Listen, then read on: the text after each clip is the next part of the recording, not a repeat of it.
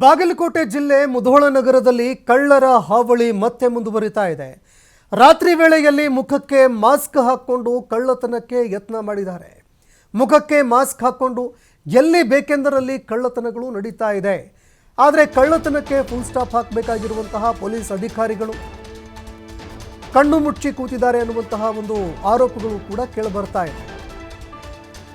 ಮುಧೋಳದ ಸದಾಶಿವ ನಗರದಲ್ಲಿನ ಕಳ್ಳರ ಚಲನವಲನ ಪತ್ತೆಯಾಗಿದೆ. ಮನೆ ಕಳ್ಳತನಕ್ಕೆ ಹೊಂಚು ಹಾಕಿದ್ದಂತಹ ದೃಶ್ಯ ಸಿಸಿಟಿವಿಯಲ್ಲಿ ಸೆರೆಯಾಗಿದೆ. ಮನೆಯ ಮುಂದೆ ಲೈಟ್ ಆನ್ ಆಗಿರೋದನ್ನ ನೋಡಿ ಖದೀಮರು ಕಾಲ್ಕಿತ್ತಿದ್ದಾರೆ. ಅಂದರೆ ಕಳ್ಳತನ ಮಾಡೋದಕ್ಕೆ ಅಂತಾನೆ ಬಂದಿದ್ರು. ಕಳ್ಳತನ ಮಾಡೋದಕ್ಕೆ ಅಂತ ಮಾಸ್ಕ್ ಹಾಕಿಕೊಂಡು ಬಂದಿದ್ದಾರೆ.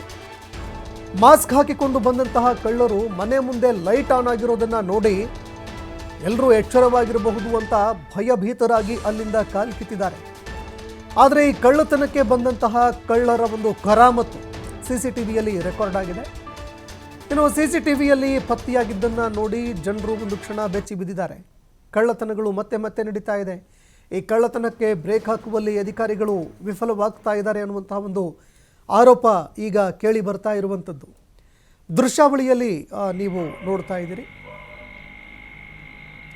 ರಾತ್ರಿ ಹೊತ್ತಲ್ಲಿ ಕಳ್ಳತನ ಮಾಡೋದಕ್ಕೆ ಅಂತ ಮುಖಕ್ಕೆ ಮಾಸ್ಕ್ ಹಾಕ್ಕೊಂಡೇ ಬಂದಿದ್ದಾರೆ.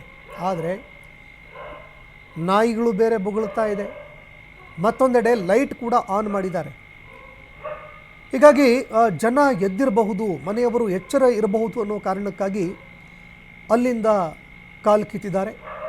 ಹೀಗಾಗಿ ಬೆಳಗ್ಗೆ ಎದ್ದು ನೋಡಿದಂತಹ ಸಂದರ್ಭದಲ್ಲಿ ಸಿಸಿಟಿವಿಯಲ್ಲಿ ಈ ದೃಶ್ಯ ಸೆರೆಯಾಗಿದೆ.